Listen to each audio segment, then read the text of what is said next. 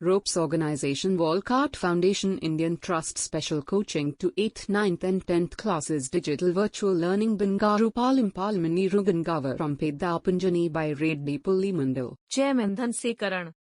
Director Drive Sri Lata. Hi, hello, welcome to Ropes Organization. This is Durga Prasad Reddy teaching in biology. So next topic we are discussing about the nutrition management. Next topic. So general గా మనకి crops లో ఉన్నటువంటి nutrition management ఏంటి, ఏ types of nutritions ఉంటాయి, so వాటి వల్ల వచ్చేటటువంటి benefits ఏంటి మనం డిస్కస్ చేసుకున్నాం. సో నెక్స్ట్ జనరల్ గా ఏంటంటే ఒక క్రాప్ లో మనం ఒక ప్లాంట్ లో తీసుకుంటే వాటిలో ఉన్నటువంటి న్యూట్రిషన్స్ ఏమేమి ఉంటాయి, మినరల్స్ ఏమి ఉంటాయి, సో వాటిలో ఉన్నటువంటి బెనిఫిట్స్ ఏంటి మనం క్లియర్ గా ఒక్కొక్క న్యూట్రిషన్ గురించి డిస్కస్ చేసుకుంటాం. సో జనరల్ గా మనం ఒక ప్లాంట్ తీసుకుంటే, so this is maize plant. So మొక్కను మనం తీసుకుంటే వీటిలో ఉన్నటువంటి ఏమేమి ఉంటాయంటే దీంట్లో జనరల్ గా ఏంటంటే కార్బన్, సో కార్బన్ కాంపౌండ్ ఉంటుంది. నెక్స్ట్ వన్ ఏముంటుందంటే హైడ్రోజన్ ఉంటుంది, oxygen, nitrogen, phosphorus, potassium, calcium, magnesium. So these are the components of present in maize plant. So general గా ఏంటంటే వీటిలో ఉన్నటువంటి న్యూట్రిషన్స్ లో మనం క్రాప్ లో తీసుకుంటే ఏమేమి ఉంటాయంటే, సో వీటిలో కార్బన్స్ ఉంటాయి, at the same time hydrogens ఉంటాయి, ఆక్సిజన్స్ ఉంటాయి, నెక్స్ట్ నైట్రోజన్ ఉంటుంది, phosphorus, potassium, calcium, magnesium. So వీటితో పాటు ఇంకా రిమైనింగ్ మినరల్స్ ఏముంటాయి న్యూట్రిషన్స్ అంటే సల్ఫర్ ఉంటుంది, దాంతో పాటు boron, next chlorine, copper, iron, manganese, molybdenum, zinc. So ఇవన్నీ కూడా ఏంటంటే జనరల్ గా కామన్ గా ఏ ప్లాంట్ లోనైనా కూడా ఉండేటటువంటి మినరల్స్ ఏవేవైతే ఉంటాయంటే, సో మనం ఆల్రెడీ డిస్కస్ చేసుకున్నట్టు carbon, hydrogen, oxygen, nitrogen, phosphorus, potassium, calcium, magnesium. So వీటితో పాటు రిమైనింగ్ ఇంకా ఏముంటాయంటే సల్ఫర్ ఉంటుంది, దాంతో పాటు boron, chlorine, copper, iron, manganese, molybdenum, zinc. So ఇవన్నీ కూడా ఏంటంటే కెమికల్ కాంపౌండ్స్. వీటిని ఏమని పిలుస్తామంటే కెమికల్ కాంపౌండ్స్.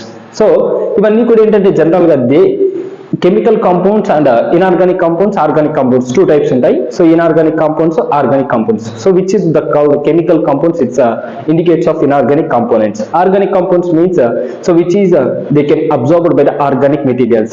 Organic materials నుంచి న్యూట్రిషన్స్ అబ్జర్వ్ చేసుకుంటే వాటిని ఆర్గానిక్ కాంపౌండ్స్ అంటాం. ఇన్ఆర్గానిక్ కాంపోనెంట్స్ అంటే by so observing the chemical components, so which is carbon, hydrogen. So ఇవన్నీ కూడా ఉంటాయి. సో ఈ విధంగా మనకి ఏంటంటే వీటిలో ఉన్నటువంటి న్యూట్రిషన్స్. సో జనరల్ గా మనకి ప్లాంట్ లో ఉన్నటువంటి basic chemical components.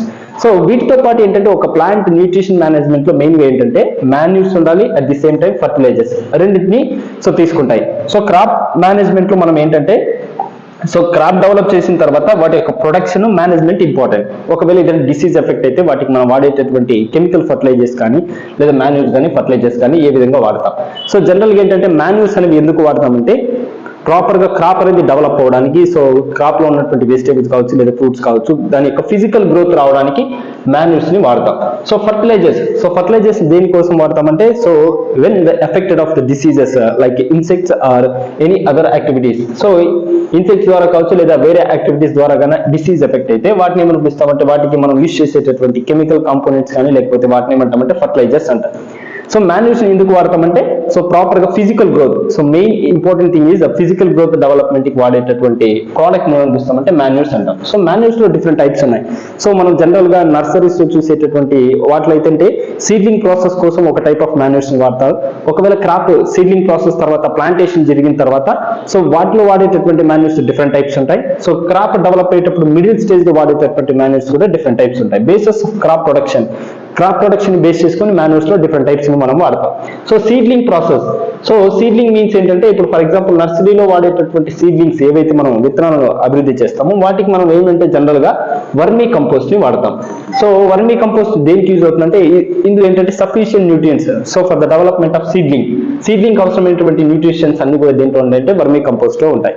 So next ఒకవేళ వర్మీ కంపోస్ట్ లేకపోతే so they can use also cocopeat. So cocopeat ని కూడా వాడతాం. సో కోకోపీట్ కూడా దేనికి ఉపయోగపడుతుందంటే సీడ్లింగ్ ప్రాసెస్ కి బెస్ట్ మెథడ్.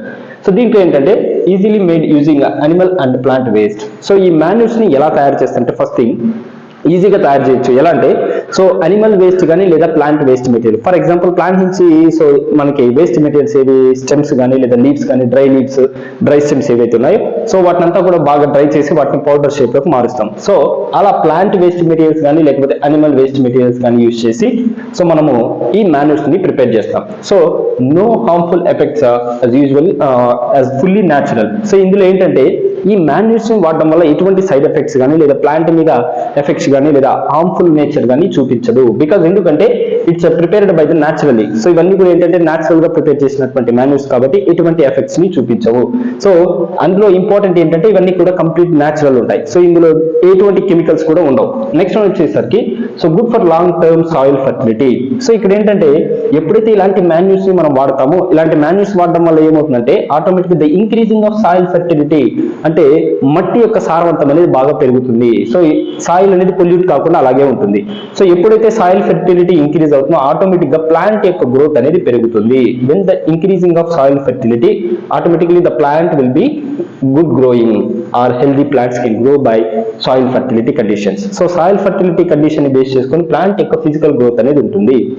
సో దీంతో పాటు ఏంటంటే soil fertility so normal conditions కంటే కూడా ఎక్కువగా ఉన్నప్పుడు ఏంటంటే మనకి క్రాప్ ప్రొడక్షన్ కూడా పెరుగుతుంది. The increasing of crop production so by the soil fertility condition. So ఈ విధంగా సాయిల్ ఫర్టిలిటీ కూడా ఇంక్రీజ్ అవుతుంది. సో ఎప్పుడైతే మనం మాన్యూర్స్ ని వాడతాం. So no effective as a fertilizers. So వీటిని వాడడం వల్ల మనం ఫర్టిలైజర్స్ వాడాల్సినటువంటి అవసరం మాక్సిమం ఉండదు. సో ఎందుకంటే మాన్యూర్స్ లోనే మనకి కావాల్సినటువంటి సఫిషియెంట్ న్యూట్రియంట్స్ అన్ని కూడా ఉంటాయి.